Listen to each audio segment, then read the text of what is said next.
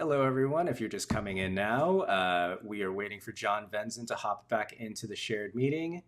John is currently located at a Netflix black site where he is editing top secret footage and therefore must. Not the movie Top Secret. Not the movie Top Secret, and therefore must slowly be allowed back into it.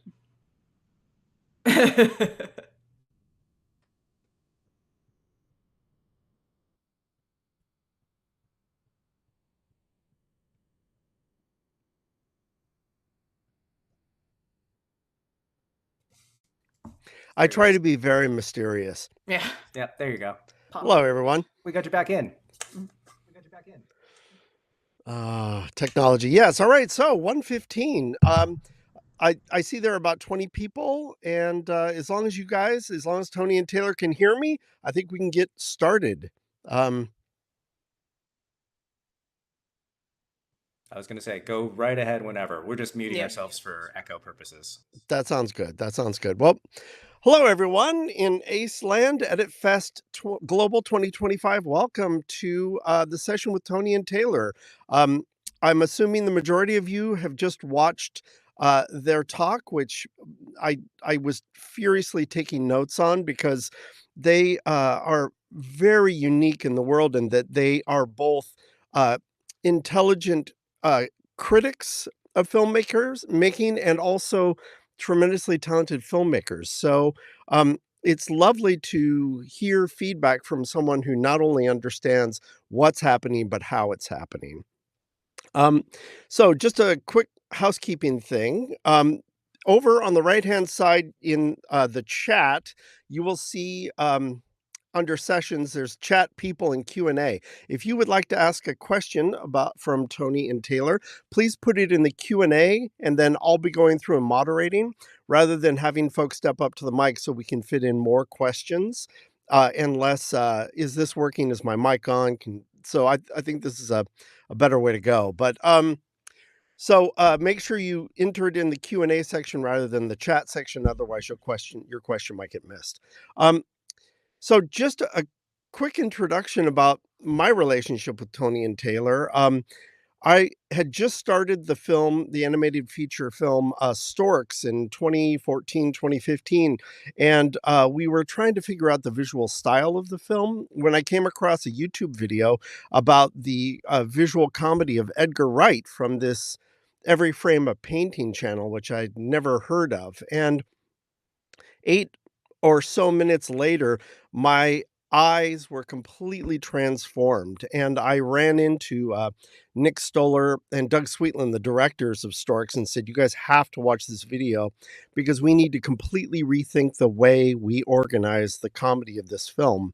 And it changed everything. It changed the way we did transitions. It changed the way we approached the cinematography with Simon Dunstan, who was our cinematographer, and the film just got better and funnier as a direct result. And so I found myself returning to that video and also Edgar's films over and over and over again.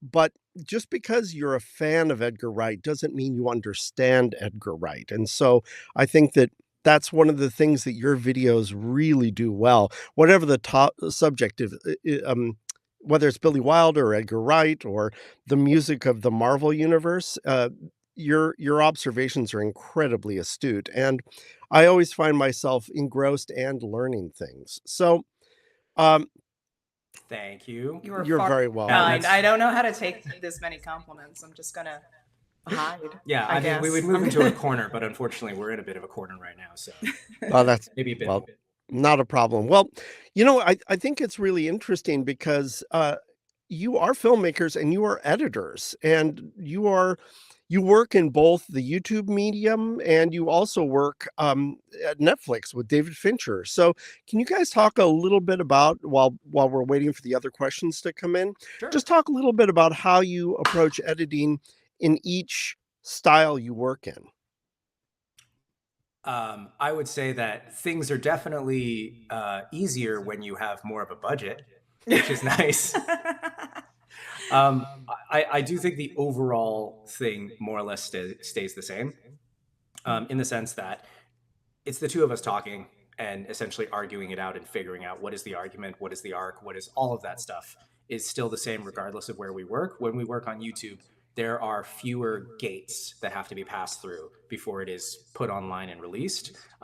When we, did 3 episodes of Voir for Netflix, there were just, it had to be checked by fair use. It had to be checked for budget reasons and all these various other things. So there's just a few extra steps, not a few, there's several extra steps in the middle. That being said, when the difference between doing essay work versus doing video, doing narrative work, I don't feel like when it gets to the editing part of it, I don't feel like it's that much different. You still ask the same questions about pacing, about information, like when do we see this? Why do we see this? What is the intention of this shot? What is the intention of cutting here? Does the audience have enough information? Do we want to keep this information for later? Timing, all of that, its structure, it's still the same. It's still the same whether you're doing narrative or essays for the internet. Yeah, I would say so. That's great. Well, that leads really, really well into a question from Sharon. Sharon asks, do you have a team of people who help you research the archival footage you use in your essays, or do you guys do that yourself? Also, if you feel like a secondary question, what tool or system do you use to keep track of everything and stay organized? So this is where I feel like I must admit that I am not technically an editor. I'm an animator and writer director, and that's where I've mostly been trained. But Tony has made me his assistant editor, and most of the archival footage and things like that is me going through stuff and digging around and then making it all nice and pretty for the editor. Tony also does it too, though, because he likes going through footage. A lot of it is to keep it organized, it's unfortunately just a Google sheet. And we were surprised when we went to go work on the Netflix series. We were like, oh, it's going to be so much more budget. They're going to have like a whole tracker for all this. And it was just a Google sheet. And I was like... And it was still just me. Yeah. And it was still just going through a Google sheet and just filling in every cell and then tracking it that way. So yeah, that's one of the reasons why keywords became so vital to the essay process, because we would just have so much stuff. I think there was we've done video essays for online, for YouTube, we did the Netflix show, and then we've also done work for Turner Classic Movies and Criterion. Most recently, we have a DVD extra on the Isle of Dogs Criterion release, and it's just hundreds of clips and entire movies that we're just going through and scrubbing through and tracking, and it's one of the reasons why Final Cut was so easy, because it's like, oh, we can just put a tag here and a tag here and a tag here and then see what it all kind of mashes together. Well, that's great. Well, speaking of clips, David asks, how do you acquire all of the clips you use? So I have for years had a massive DVD collection. And so the original Every Frame was sourced from that. And I also was one of those people who used to rip the discs so that I would have files of it that were just playable on local network, whatever computer was on. So that was the impetus for that. When we did... Tony's a hoarder. No. Yes, you are. No. He not only does he hoard movies, he hoards scripts. I think you have an entire database of just scripts. Every once in a while, I'll be like, oh, I wonder if I could see the shooting script for this movie. He's like, I have it. Because people put it online for Oscar consideration. So if you just are, come December, January, you just wait for them to all come, and then you just get PDF copies of all the scripts, the best scripts of the year. Literal terabytes of just media. The answer is, how do we acquire those scripts? They're just around. Most of a lot of it was genuinely things that I have just been having and keeping, and just have a little as a private database for myself to study over the years, and then we're just pulling from that for Every Frame. With regards to if we work for Criterion or Turner, they send us a drive that just has, you can only use this because this is what we have cleared, and you can only use these clips. And so that restricts us, and therefore we have to design within that. With Netflix, that series, the LA team had to source everything specifically. They had a whole process that they had to do. So that one, it was like putting in an order like from China or something. Oh for, yeah, like, we had to manufacturer. Like yeah. you put in a thing, and then 6 weeks later you would get it. Because some of those DVDs were not very readily available, and we were finding them off of like eBay. Not even eBay, like weird, like maybe sketchy sites somewhere in Europe, and we're like, we hope this works. We really want this clip though. And then the production house that we worked with would be like, "Are you sure we need to get this from somewhere in Austria?" And we're like, "Yes, Yeah, we please very do, much please need do. this. We very much need this one clip for this 12 seconds." It is interesting how the history of our cinema may only exist in a DVD shop in Paraguay. So I think it's a good plus in the category of physical media as opposed to the vagaries of streaming. Speaking of every frame of painting, I would love to know what were your touch points? What were your inspiration points? Amelia asks, was the doc Los Angeles Plays Itself one of your early inspirations? And if not, what were they? Oh, okay. I will definitely cite Los Angeles Plays Itself, which is, if you haven't seen, is a 3-hour video essay by a guy named Tom Anderson. And I think it came out in like 2003, 2004. I think I saw it on, I think I saw it around then. I think I actually did see it in theaters. But yeah, it was one of those things that was just, oh, I didn't know you could do this. I did not know you could construct effectively a documentary entirely out of, licensed film footage. Or, Tony's a copyright. UCLA kid, by the way. Yeah. And I believe Tom Anderson taught there. I've never met Tom Anderson, and I don't know anyone who knows him directly. But I do really like that film, and I did think of it as like, we have a video called Vancouver Never Plays Itself, which is very much like in that vein. But I think we've said it before, the single biggest influence on every frame of painting is the Orson Welles film F for Fake from 1973. I have stolen so much from that film, and I watch it every couple of years, and every time I watch it, I'm like, oh, I owe the Orson Welles estate like so much money. Don't say that. Don't say that. I owe that. But yeah.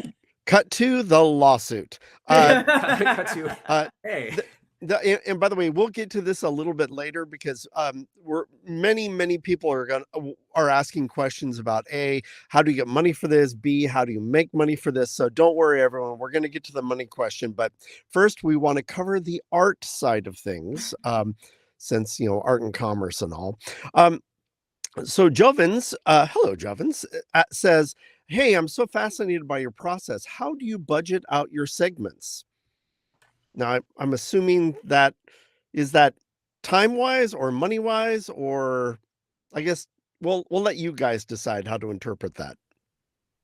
I will say that if it's for something for the internet, usually one of us will say, we're only going to spend 4 weeks on this. No, then it has never been 4 weeks. One of the reasons why there were so few, like we uploaded so infrequently, is because these essays, because we do work, like as mentioned before, we were working in the studios while we were doing this. We had other jobs. Yeah, we had day jobs.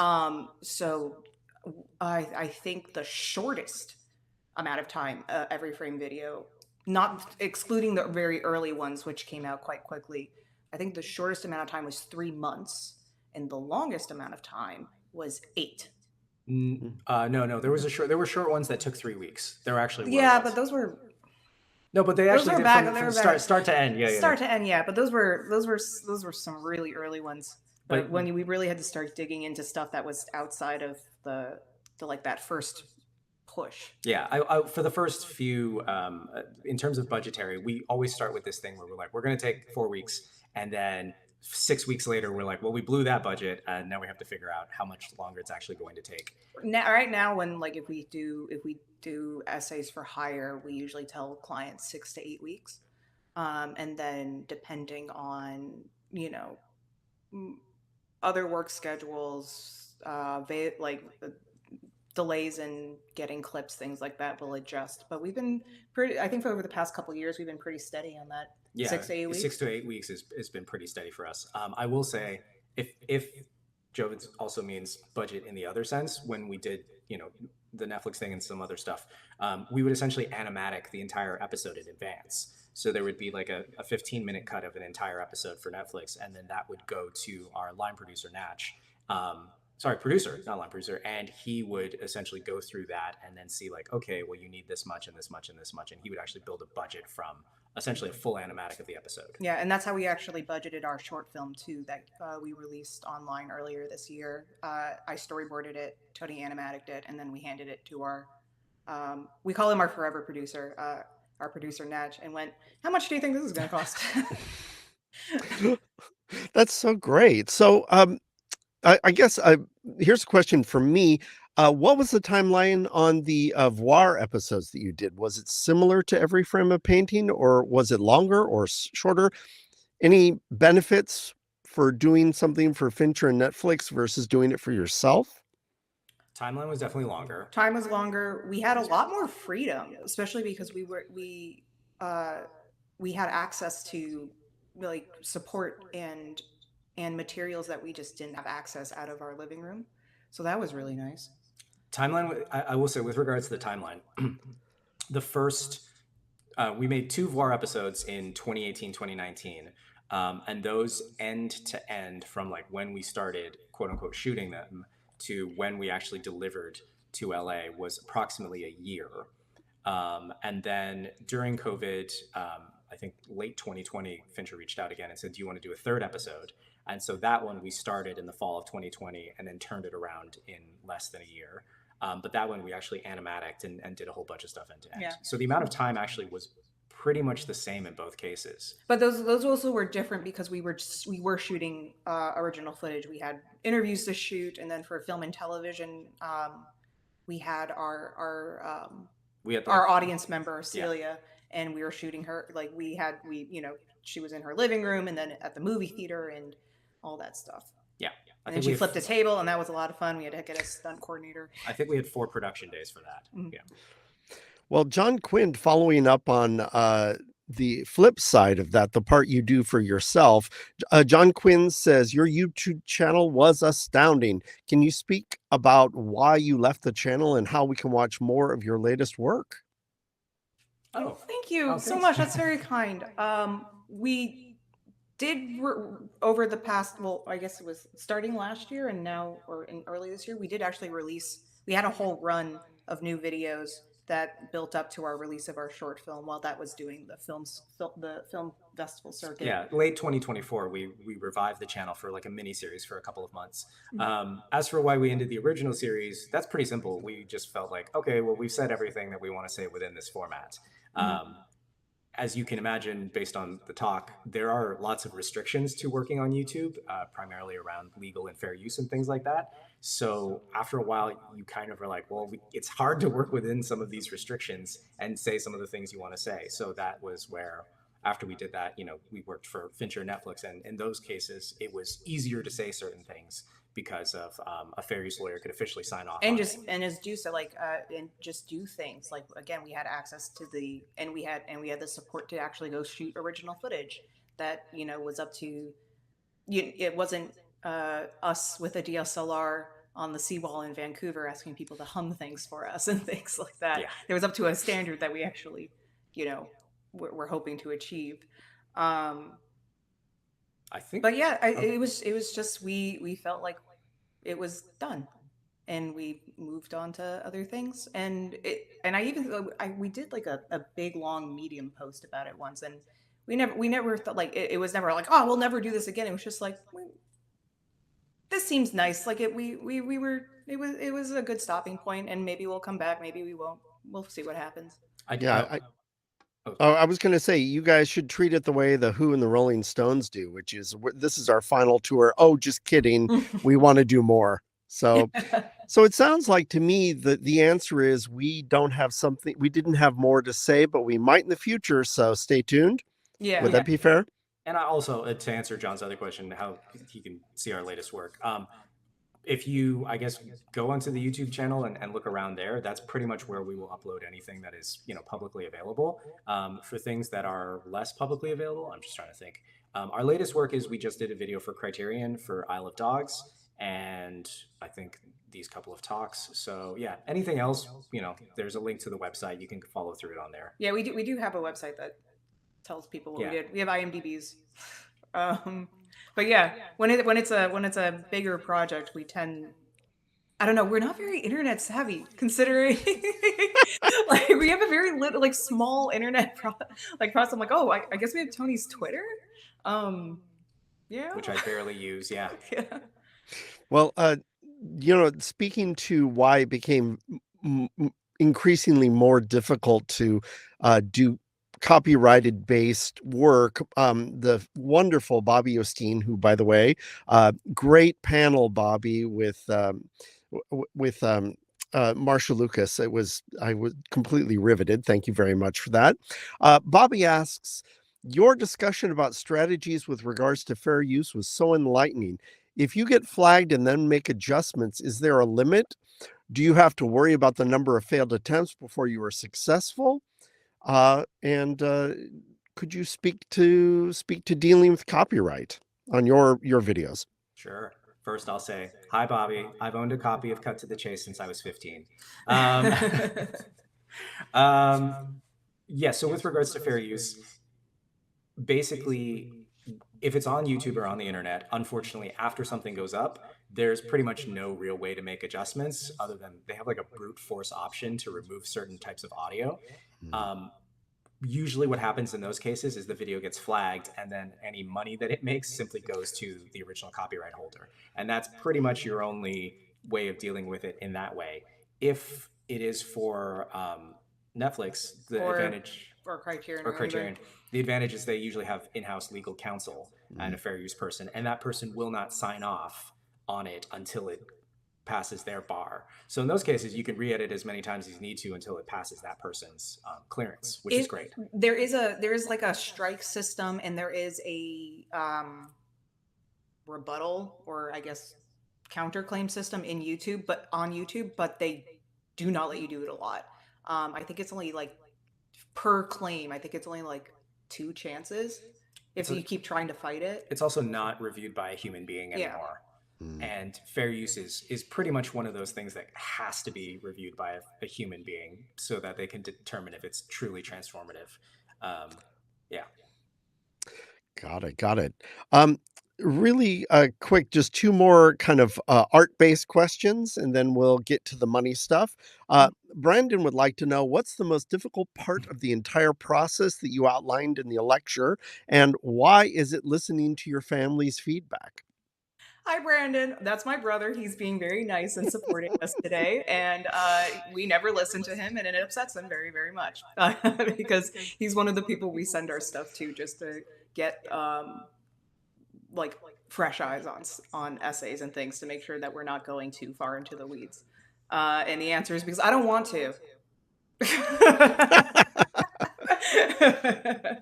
We do take his feedback, don't worry. I'll say for myself, the single hardest thing to do is the thing that Taylor described in the talk, which is called the exercise, which is where I stand up and I have to recite the entire thing from memory without making a mistake, or else I have to go back to the beginning.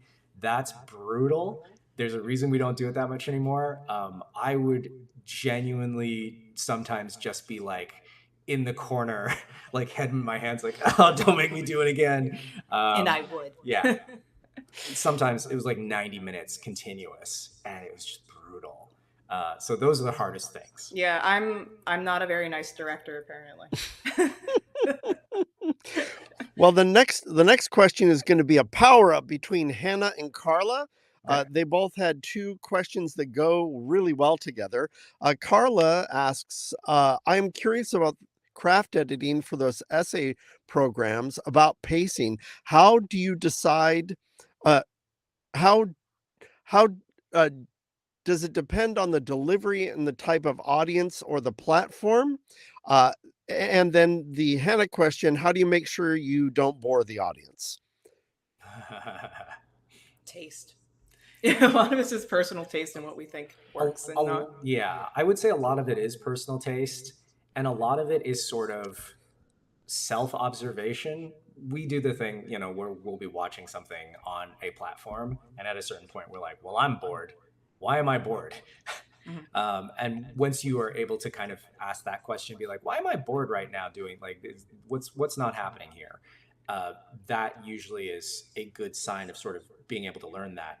And just practice. Yes. The rest of it is just practicing it over and over again. Trying, failing, trying again. Hoping And do you find the platform dictates that, or is it independent of wherever you're showing it? I mean, the venue definitely does. Like, use case definitely does. How we pace like the lecture that we just gave versus a video essay is going to be very different because, for lectures, this one was odd, actually. We've never done a lecture online like this before, so that was a bit interesting because usually we have pauses for jokes and things like that, which dead silence here, and it's like, whoa, hope that joke still works on the internet. But yeah, so there are considerations to make, like, to do that. But I sometimes I feel like a broken record. But like, again, it's just, what's your intention? How long do you feel like you want to keep talking about this? Like, what are you trying to do? Are you succeeding? And the infamous, like, come in late, leave early kind of a thing. Mm-hmm. Yeah, I would say, like, also the platforms unfortunately kind of dictate certain things like length, because for a long time a lot of them had specific things like you could only have a video that was this long. That's since changed because they've relaxed some of those restrictions, but certain parts of it still hold true. I will say that one of the video platforms I miss from 10 years ago was Vine, which used to only be 6 seconds long. And I thought that it was brilliant that it was only 6 seconds long, because it forced everybody to fit within the 6 seconds. And some of those videos are perfect little gems. Vine was the best. It was a great idea. And invariably the problem I have with every other version of TikTok, et cetera, is that people can make it of any length. And I'm like, no, you don't understand. The 6 second restriction is the thing that makes this worth doing. So I do miss things like that. Back at it again with Krispy Kreme. Bam! Yeah. Perfect. Nothing Perfect nothing was as good as Vine when it came to just like pure comedic timing of things. It was so good. I loved Vine. I miss Vine. Does anybody else remember Vine in the chat? Does people remember Vine? Oh my gosh. Oh yeah. Oh yeah. Okay, so here basically all the questions that are getting asked when it comes to finance is, it breaks down into two categories. Category number one, how many Ferraris do you guys own, and how can we get super rich and hit it big on the internet and become a millionaire? That's question one. And question number two, how can you make an actual living, and what does that look like? Me or you? Well, unfortunately, we do not have Ferraris. One of the anymore after I crashed the last one. No, the getting rich on YouTube is basically the same as getting rich as becoming a mega superstar in traditional film and television, or winning the lottery. Most of the time, you're not going to get those types of numbers, but you can make a comfortable living if you take the right steps that we did not do. Our videos don't make money, at least the older ones don't, because of things like copyright, especially music. That was a very harsh lesson we had to learn.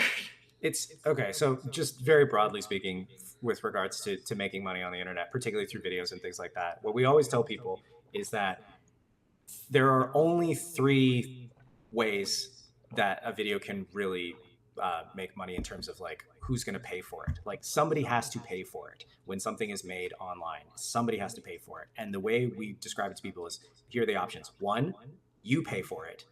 2, which is what we did. Yeah, a company pays for it. Or 3, the audience pays for it. That's it. Those are the only 3 options. It's the tripod system, basically. Yeah, so it's what people who we know on YouTube refer to it as. Yes. So very, very broadly, 1, you pay for it. That means that you make it to some degree for free or at cost, or you're not making necessarily a profit off of it. You're just making it because you want it to exist. For most people starting out, you paying for it is the thing. Like, you will work a day job and then this will just be your side gig, and you don't care how much money it makes. That's you pay for it. The second one is a company pays for it. They can do this in a variety of ways. For example, they can sponsor the video. So anytime you see somebody say like, Squarespace makes great websites or whatever, they're being sponsored by Squarespace and they're getting some money from that. Or in some cases, like with Criterion or Turner Classic Movies, they pay for the whole thing and they own the video at the end of that. And then the third category is the audience pays for it. That is what we call direct subscriptions, like Patreon, like any kind of YouTube has direct subscriptions now. People pay a monthly fee for merch. Access. yeah, merchandise counts as part of this. So any given thing that you see on the internet, if people are smart about it, what they are actually doing is they're doing what's called the tripod, which is they're taking money from one of 3 different revenue sources as a way of doing this. So usually on YouTube, the 3 main revenue sources are: 1, Google AdSense. So every time the video plays, there's an ad in front of it. Google keeps 55%, 45% goes to you. If you have copyrighted stuff, that will go then be split off into the copyrighted into their accounts. Yes. So for example, some of our older videos, they're copyright flagged as a result of 10 years of being on YouTube and being flagged by various things. So the money from those videos goes to Warner Brothers or something like that. The second tier leg of the tripod is sponsorships. So those are people doing the ad reads for MeUndies or whatever. There's no sponsorships on Every Frame of Painting. We didn't do it at the time. Well, that's because they didn't exist at the time. Like they did exist. We just didn't do it. Well, not really though, because you have to remember this was 2014. No, there were people doing. There was. Oh, I suppose there were lots of people doing it. It wasn't something we were actively aware of. Like we just had principles. Yeah, there it is. There it is. Yeah, we're artists. I don't remember. I remember when we were sitting there. I am not trying to imply that other people were sellouts. I am not trying to imply that.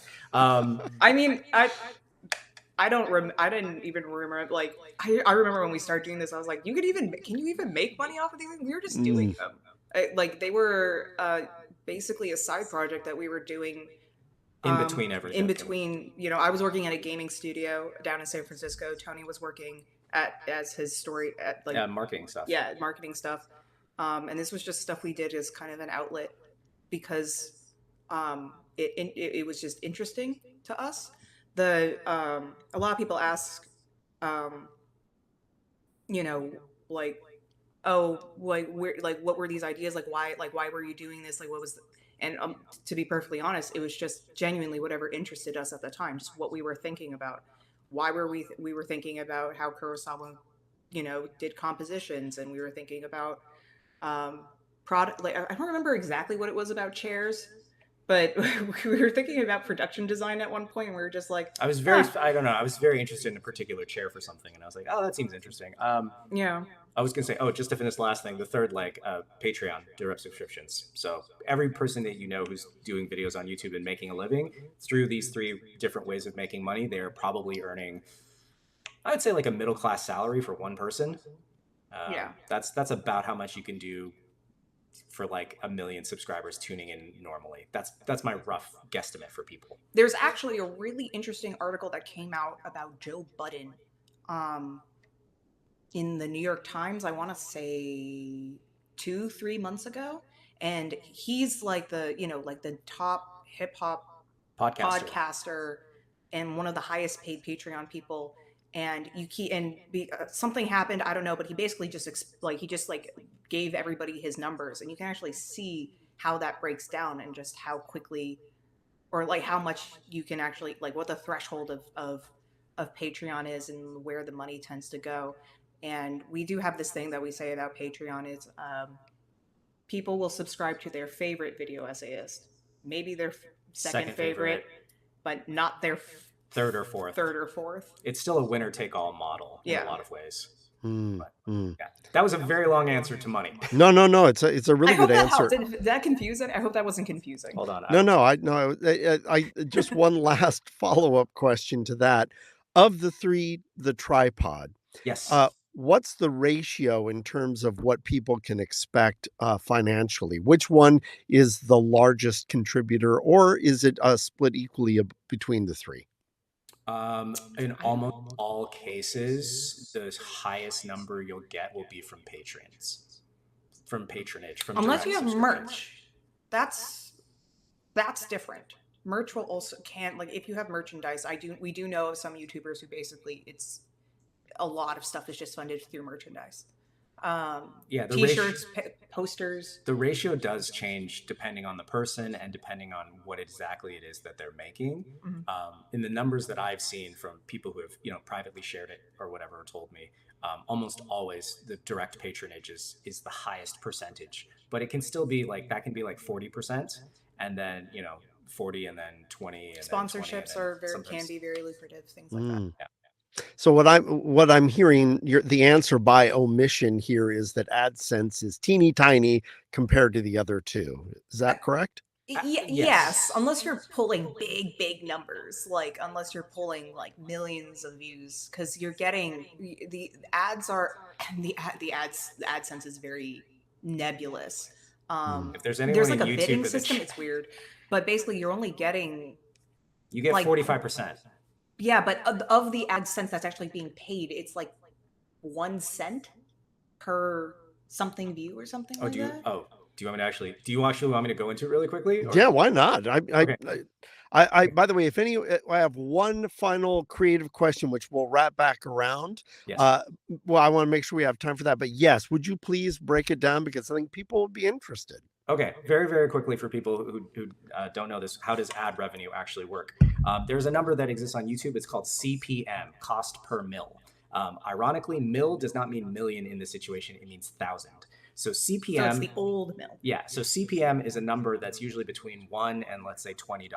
So on a given video, it'll say this video gets $6 cost per mil. That means for every 1,000 views, you get paid $6. So that $6 goes into a little pot. Why it's from $1 to $20 in any given thing is massively different, and you have no control over that. It's because the way the ad bidding system works, which again we don't have access to, so we're not even going to go into that. Very quickly, this is actually very interesting. So basically, the old advertiser model way back when is that you would have hit shows, and then they would get the Nielsen ratings, and then the Nielsen ratings they would just go to the the sweeps or the upfronts, and they would basically go to the advertiser and say, this show Friends consistently gets 20 million viewers on a Thursday night. What are you willing to pay us to access 20 million eyeballs between this hour and this hour on a Thursday night? And then those people would bid against each other, and they'd be willing to pay this much per ad spot. YouTube essentially has that, but it's in the background and it's in an architecture, and it's basically like automated. So all these companies basically are saying, we're willing to pay X or X or X and bid within this. And these decisions are made completely in the background on the fly. And then you just get a number that says $6 cost per mil, which means that somehow through this marketplace system, they have determined that this video is worth $6 per 1,000 views. After that, video makes however many views it does, and let's say the pot grows to like, I don't know, $300 or whatever. From that, then YouTube keeps 55%, you get 45%. And then that happens for every video. So if you see this as a game, and it kind of is, there's really only two ways to win the pot and make the pot bigger. One is to make a lot more videos. Two is to get a lot more famous. And if you look at everyone doing the kind of influencer game for that, and they're trying to get AdSense, that's the only two options. They're trying to get more famous, or they're trying to make more videos, and that's it. So that's the truth. Yeah, well, actually, no, it's really good to hear, because I think that you talk to any kid who's in middle school, their idea of being a YouTube star is like driving Ferraris. And I think it's important to remind us all that there's kind of aspirations, and then there's reality. So driving Ferraris is the first month. After that, you got to get to it now. Let's veer back into the real reason you got started doing this, which is the art and the love of cinema.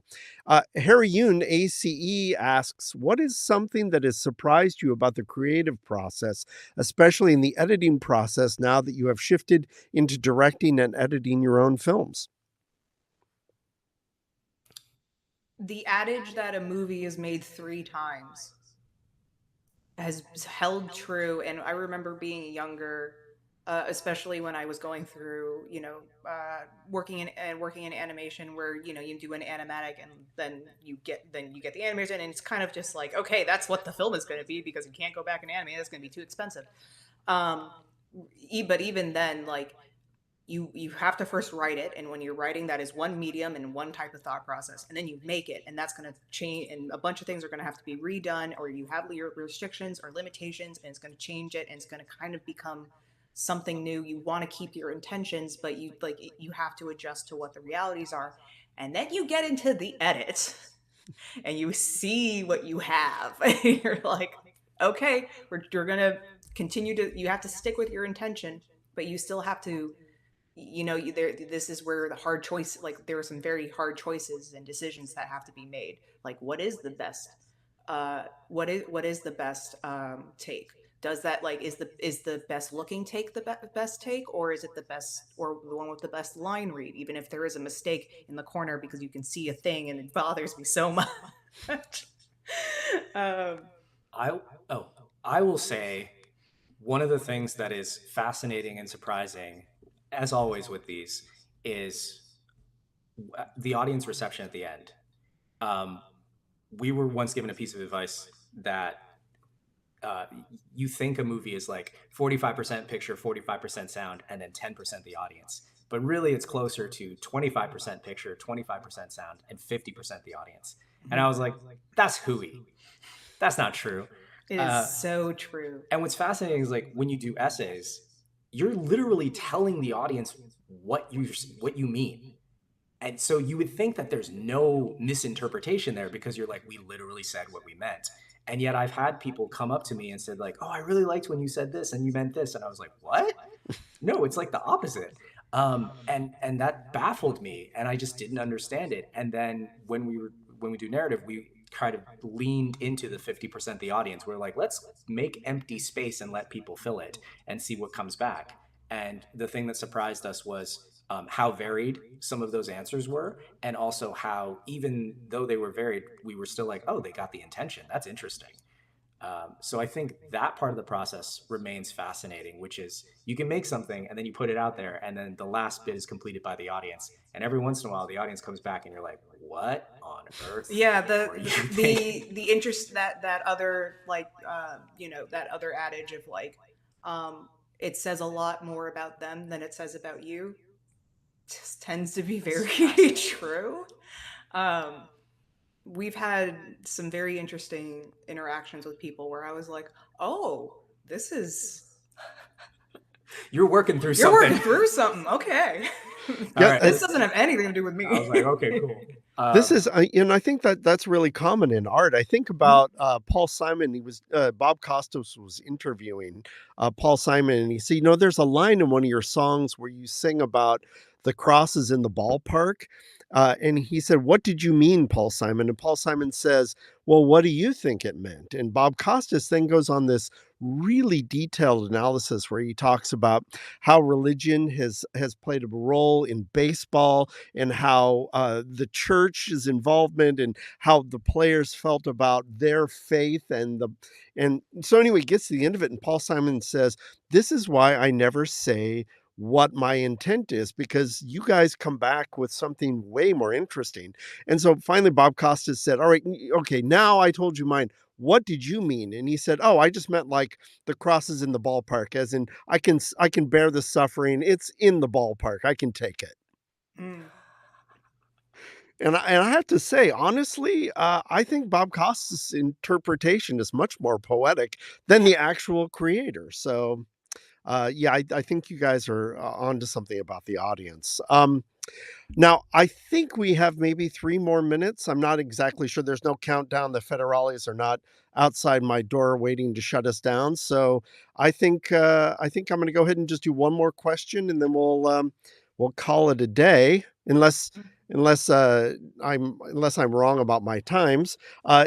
This goes to maybe helping every frame of painting generate more revenue. So maybe you'll be inspired to make more. Jovens asks, do you provide any training or mentoring regarding your methodology? E.g., could you do a video that we could pay for and then learn how to do what you do? We don't currently. We do give these talks though. We've given talks at Disney, Apple, at universities, both in Canada and in the US.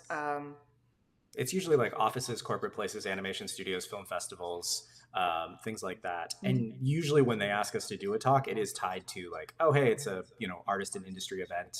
Will you give a talk about lunch process? And learn, things like that. Yeah, we're I feel like we're just kind of, because the every frame was we just put it out there and we didn't really expect anything out of it. We're just very used to being like, oh, I don't know, just ask us. I guess we'll just tell you. I was gonna say I'll somebody just tell you things. somebody once asked if we would ever do one of those, those masterclass videos Yeah. that like people are doing, and I did joke that we would make like the shortest, most condensed masterclass like ever. Like everybody else, because I watched like David Mamet's, and I was like, oh okay, but like this takes a while, and I don't know if they needed to have this many videos, but there's a part of me that was just like, oh, it's gonna be like one really really good 14-minute video, but it charges the full masterclass. I really think that that's a good path. Jenny McCormick, executive director of ACE, and also my sweetie pie, my wife, says, hey, ACE is planning on hiring the two of you for the rest of your seminars. So there's a revenue stream for you right there. Thanks, Jenny. Well, it's 2:00, and I just want to thank not only Taylor and Tony for their very interesting insights into the new world of the next extension of filmmaking for a lot of us, as well as everyone who came to see the seminar and your great questions. Thanks, everybody. thank you It's for very watching. kind. We do have plans for more stuff. Like we are making more things. There are things in the works, but yeah. Thank you for coming along and for joining us today. Yeah, thank you for watching, and thank you for the wonderful chat messages during the talk. We couldn't read them, but we read them afterwards, and so they were very, very. John was sending them to us. Yeah. Hey, this guy said this. John This was girl said texting us that. chat messages that we could see for ourselves, which I thought was very funny. Well, we love John. Yeah. Awesome. Well, thank you, everyone, and talk to you soon, Tony and Taylor. Yes, see you soon. Thanks, John. Bye, guys.